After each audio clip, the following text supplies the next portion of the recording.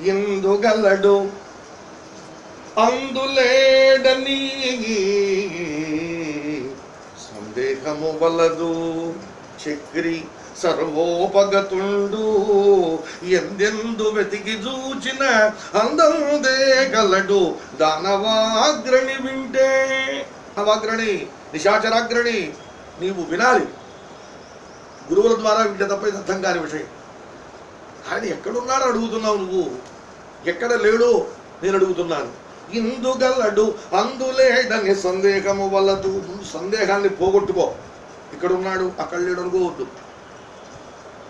చక్రి సర్వోపగతుండు. ఆ చక్రాయుధం కలిగిన మహానుభావుడు శ్రీమన్నారాయణమూర్తి సర్వోపగతుండు, అంతటా ఉన్నాడు.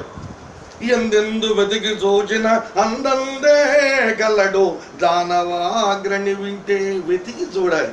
ఎలా వెతకాలి? ఉపనిషత్తులు చెప్పినాయి, వేదములు చెప్పినాయి, మంత్రములు చెప్పినాయి, గురువులు చెప్పారు.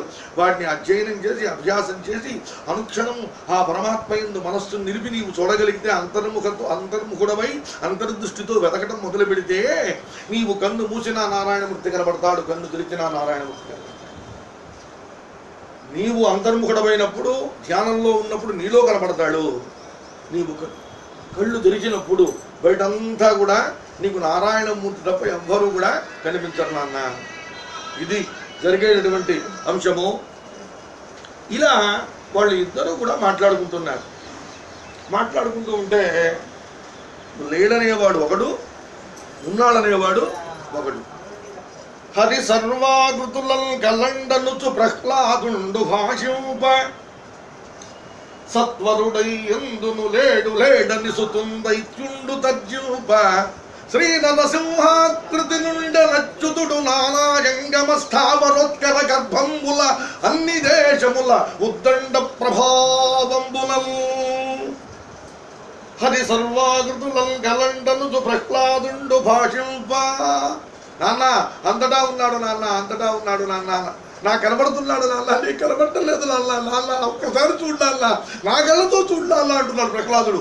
అని సర్వాకృతులను కలండనుచు ప్రహ్లాదుండు భాషింప సత్వరుడై ఎందును లేడు లేడని సుతుం దైత్యుండు తర్జింప. మళ్ళీ మాట్లాడుతూ ఉంటాడు దుర్మార్గుడా అని వేలుతో ఈ చూపుడు వేలుతో భయపడుతున్నాడు హిరణ్యకశిపుడు.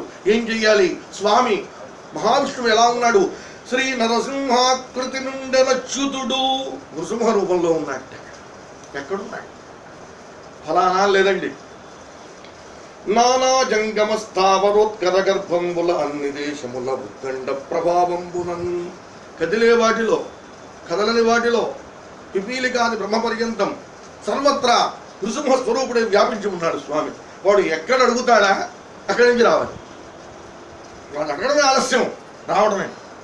ఎందుకని? ఇంతకుముందు ఒక మాట చెప్పాడు దేవతలకి. ఏ రోజున ప్రహ్లాదుని చంపడానికి వాడు సిద్ధపడతాడో ఆ రోజు వాడు చస్తాడో. ప్రయత్నాలు చేశాడు కానీ ఈ రోజున వాడంతట వాడే కత్తి తీసుకు బయలుదేరాడు.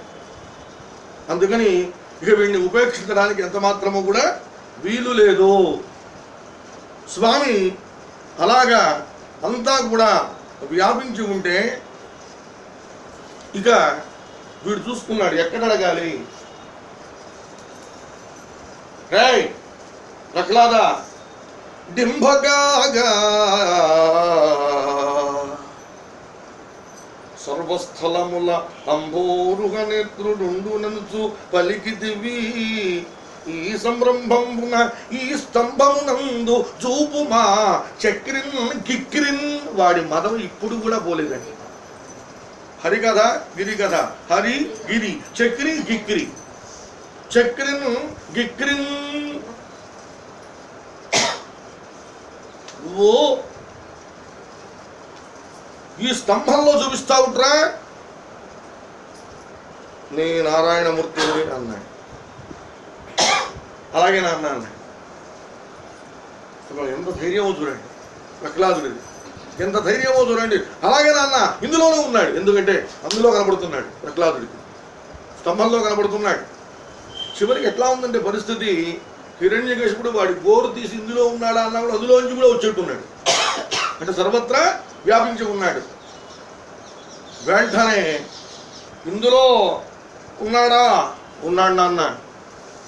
వినరా డింభక మూఢ చిత్త గరిమల్ విష్ణుండు విశ్వాత్మకుండని భాషించదవు అయిన నిందుగలడే గంచు మదోద్రేగి ధనుజేంద్రుండు అరచేత వ్రేషను మహోదగ్ర ప్రభా శుంభమున్ జన దృగ్భీషణ దంభమున్ హరిజను సంరంభమున్ స్తంభమున్. ఒక రకంగా ఆలోచిస్తే ఈ స్తంభం కూడా స్వామికి ఒక అమ్మవారి. కౌసల్య ఎంత గొప్పదో, యశోదమ్మ ఎంత గొప్పదో, స్తంభము కూడా అంత గొప్పది. ఎందుకదో తెలుసా? మృగరిని తనలో ఉంచుకుంది ఆ తల్లి. కాబట్టి ఆ స్తంభ మాటకు మనం అందరం కూడా నమస్కారం నిజంగా చేసుకోవాలి. తల్లి లాంటిది ఆ తల్లి. వెళ్ళాడు. సాధారణంగా మనం చలనచిత్రాలు అవి ఇవి చూసినప్పుడు ఏదో పెద్ద గద తీసుకు కొట్టినట్టుగా ఉంటుంది. గద తీసుకుని కొట్టలేదు. వాడు ఎంత బలవంతుడు అంటే వాడు చేత్తో కొడితేనే స్తంభాలు పగిలిపోతాయి. అంత బలం కలిగిన వాడు. చేత్తో కొట్టంగానే స్తంభం రెండుగా చీలిందండి. ఒక్కసారిగా భయంకరమైనటువంటి అగ్ని జ్వాలలు పైకి ఎగిసినాయి. నిప్పురవ్వలు వచ్చినాయండి. వచ్చినప్పుడు ముందుగా హిరణ్యకశిపుడు కనిపించింది ఏమిటి? స్వామి యొక్క దివ్యమైనటువంటి నృసింహ శిరస్సుతో ఉన్నటువంటి రూపము కాదట. ఎంత అద్భుతమైనటువంటి వర్ణన చేస్తాడో మహానుభావుడైనటువంటి పోతన్న. ఎట్లా ఉన్నాడు ఆ స్వామి అంటే ముందు కనిపించినవి ప్రఫుల్ల పద్మ యుగళ సంకాశ భాసుల చక్రచాపహల కులిశాంకుశ జలచర రేఖాంకిత చారుచరణ తలుండును. స్వామి ఒక్కసారిగా ఆ కాలు ఇలా పైకి ఎత్తిపెట్టి కిందకు వచ్చేటండి. ఒక కాలు ఇట్లా ఎత్తిపెట్టి వచ్చేటండి. వచ్చేటప్పటికి అరికాలు స్పష్టంగా కనపడుతుంది నృసింహస్వామిది. అందులో మత్స్యరేఖ, పద్మరేఖ, ధ్వజరేఖ ఇవన్నీ కూడా ఉన్నాయి. ఒక్కసారి విదిలించాడు చూలు. విదిలించేటప్పటికి ఈ చూలు ఉన్నదే అది ఆకాశాన్ని పోయి తాకుతోంది. ఆకాశంలో ఉన్న విమానాలన్నీ కూడా కలవరపడిపోతున్నాయి. దేవతలంతా కూడా వణికిపోతూ ఉన్నారు. శంఖ చక్ర గదా ఖడ్గ కుందతోమర ప్రముఖ నానాయుధమహిత మహోత్తుంగ మహీధర శృంగ సన్నిభ వీర సాగర వేలాయమాన మాలికా విరాజమాన నిరర్గళానేకరత భుజాండును. ఒక్క చెయ్యి కాదు, ఒక్క చేతితో రాలేదు నృసింహస్వామి. అనేకమైన బాహువులతో వచ్చాడండి. ఒక్కొక్క చేతిలో ఒక్కొక్క ఆయుధం ఉంది. రకరకాల ఆయుధాలతో వచ్చాడు. అంటే చూసేటువంటి వాళ్ళందరికీ ఒక్క ప్రహ్లాదుడు తప్ప సమస్తమైనటువంటి వారికి కూడా భయంతో ఒడుగు పుడుతోంది. ఆ నాలిక బయట పెట్టి ఒక్కసారి అటు ఇటు కదిలిస్తే భయంకరమైనటువంటి తీవ్ర స్థాయిలో ఉంది. ఆ నోరు తెరిస్తే పెద్ద గోలాగా ఉంది.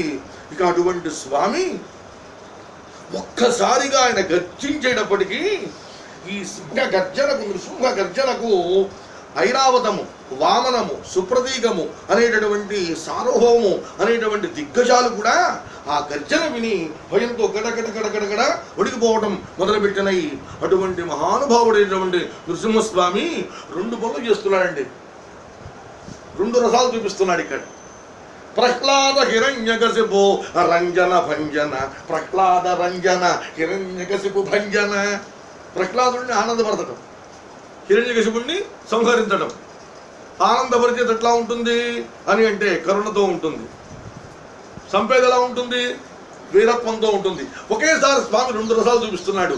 ఎలాగా అంటే అంతరంగ బహిరంగ జగీయమాన కరుణ వీరరస సంయుతుండును. లోపల ప్రహ్లాదునిపై కరుణ, బయట నృసింహస్వామి హిరణ్యకశిపుడి మీద స్వామికి కోపం, వీరం. ఈ రెండింటితో కలిసి మహాప్రభావుండును నైనా. ఆయన ప్రభావం ఇంత అని చెప్పలేమండి, ఎవ్వళ్ళు చెప్పలేరు. శ్రీ నృసింహదేవుండు ఆవిర్భవించిన కనుగొని. నృసింహదేవుడు ఆవిర్భవించాడు. ఆ స్తంభంలో నుంచి బయటకు వచ్చాడు. చూసింది ఎవరు అంటే హిరణ్యకశిపుడు.